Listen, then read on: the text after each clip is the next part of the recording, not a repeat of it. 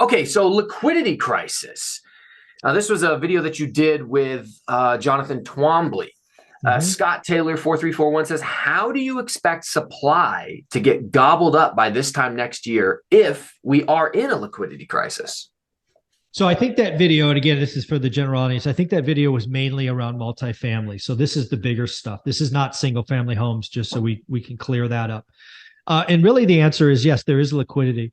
But in a liquidity crisis, what this individual may not appreciate is there's lots of off ramps to resolution. So what might some of those off ramps be to make the liquidity process less problematic for inventory? One is something that generally speaking is called extend and pretend. We have an operator whose loan covenants have been broken. Instead of foreclosing or making them do a cash in refi because they simply don't have it, we will look the other way for another year or two. So again, there will be problems where in a liquidity crisis, the bank will just keep the loan and push it off. It's called extend and pretend. We will have opportunities for sellers to list and sell. And if you haven't watched what's going on with the billionaire real estate funds, you're not paying attention. There's a lot of vulture funds. They may not call themselves that, but that's what I call them, ready to pounce on small haircuts. And again, what's really the problem here that most people don't realize, and again, I've been warning about this, but people just aren't hearing me. It's the equity that will lose, not the banks. The equity will lose gigantic. The banks will lose little bits.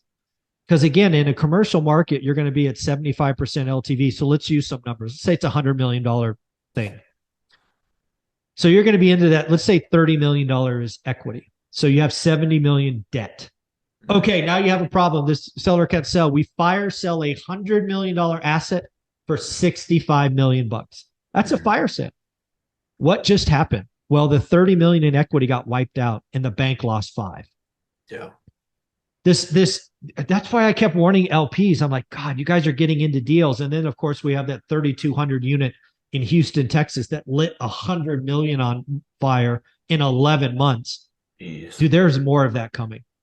So yeah, the banks are generally speaking, other than San Francisco office, which is a catastrophe, they're in pretty good shape.